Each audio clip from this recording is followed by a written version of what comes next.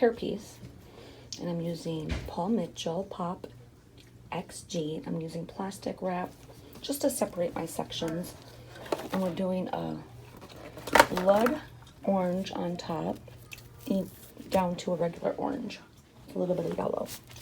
So this will look really pretty when we're all done. Just wanted to give you a little sneak peek.